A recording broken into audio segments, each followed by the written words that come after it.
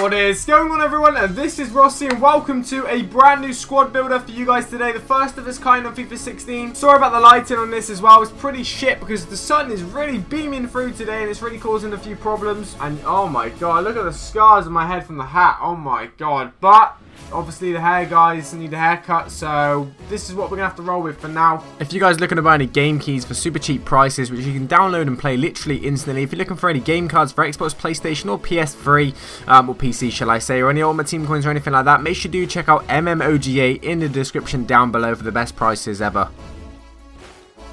If you guys are looking to buy any awesome custom controllers, check out Get Gripped in the description down below. Make sure you use code Rossi for a nice 5% discount as well. So we're back, guys, with some squads, just as you wanted it, of course. So if you want to see another squad on my channel, make sure you drop a like down below.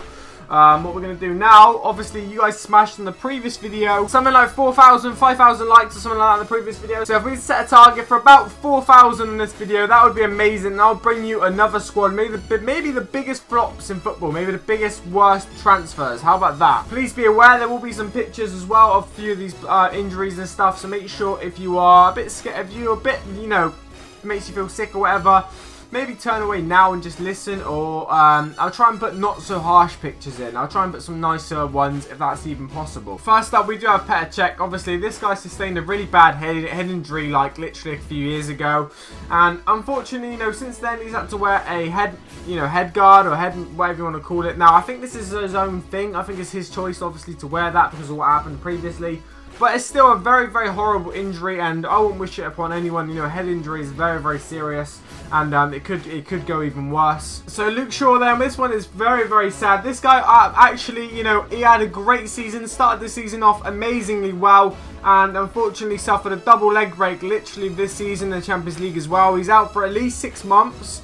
So that is, you know, very serious. Like I say, he had a double leg break. He's had a big operation on it. There's a picture, which I'm not even going to show because it's too gruesome, of after the surgery, you know, the work they did on his leg and stuff. I can't even show it in this video because it's that bad. But all the best to Luke Shaw. He comes back even stronger because, you know, he started the season off really, really well. And it really was a shame to see it happen. So this guy, he had a crazy injury. I think it was actually done by Alex Witsel as well. You know, the Belgian centre-back, or no, centre-mid or whatever. You know, the afro and stuff. But this guy suffered a very, very serious leg break. And the picture's pretty gruesome. I'm going to show it on the screen for you guys as well.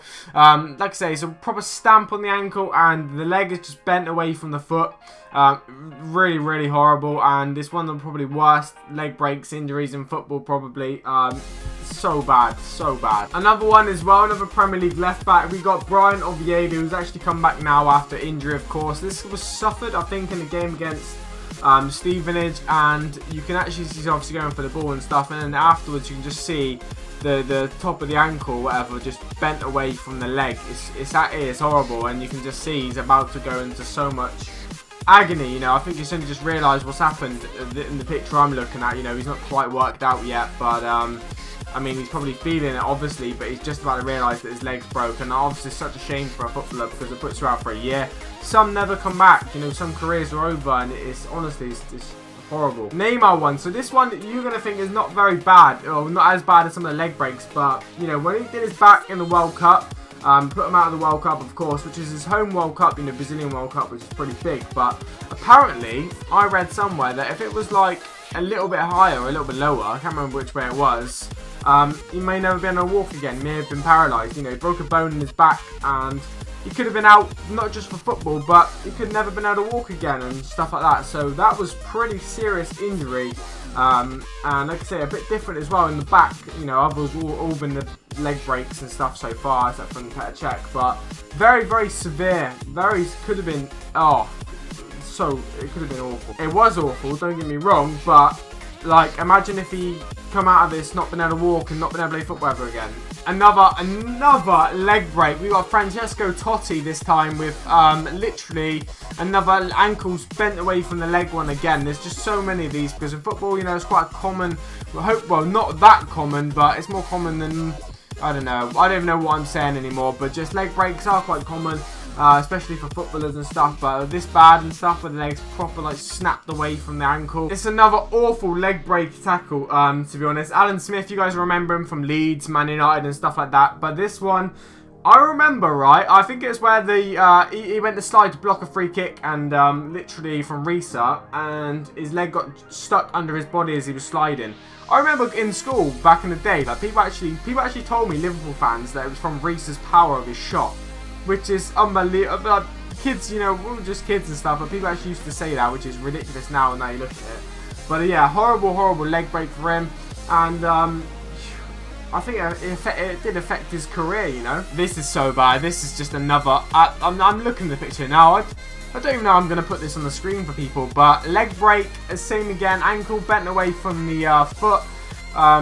From the leg, sorry. But this is quite a decent one in a way, because he actually managed to bounce back stronger and bounce back as a better player, which is good to see. So obviously so sad that happened still, but he managed to come back and bounce back, which is really pleasing to see as a football fan in general.